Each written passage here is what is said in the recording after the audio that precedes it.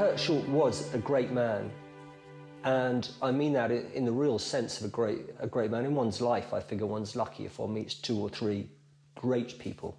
Kurt was one of those people. He was, you know, shot in the head and killed. I'd like to express my shock and sadness at hearing of the deaths in Sierra Leone of Kurt Short. I knew that journalist over 30 years ago. We were in Oxford together. Truth, that is in the form of facts, as Kurt presented them.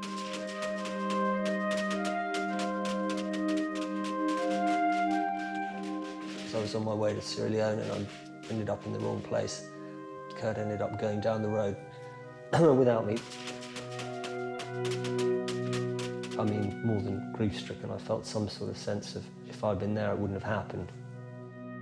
There's a sense reading your second book, you felt guilt over Kurt's death in some way. Yeah, I think it was misplaced, but I certainly felt it at the time.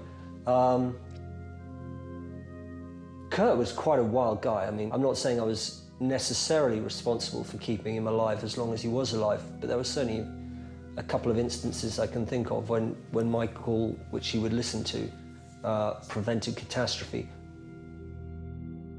Kurt believed that if he shined the flashlight of truth, then the world would not be able to ignore indefinitely what was happening.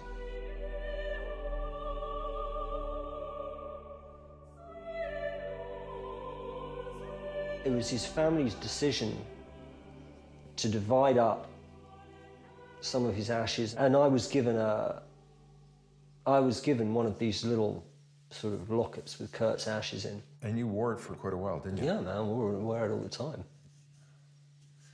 It's on now, it's just under my scarf. We are trying to tell the stories of people who are going through the worst experiences in their lives. Miguel was the West Africa cameraman, and larger-than-life humanitarian. The last 6 years of my life is the most incredible experience that a single human being can have. But I cannot see the picture of my family the day they get the phone call saying that I've been killed in a war.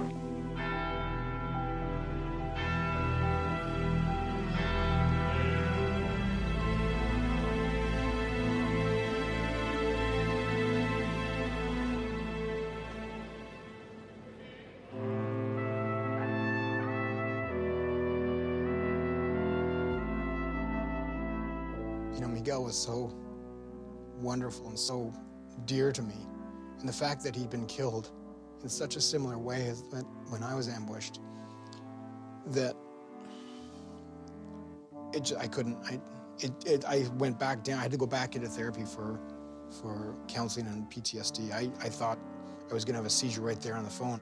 I left out something. I don't know how you can jump around, but the night that was really restless and I couldn't sleep, the dream I had was Miguel, and he was alive. But he was on a red, dusty street in Africa. And I remember he was like calling out to me to, you know, help me. Ian, help me.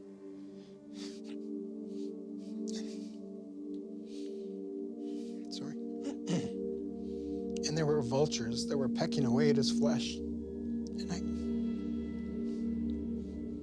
And then I just woke up. I think that was Miguel saying goodbye.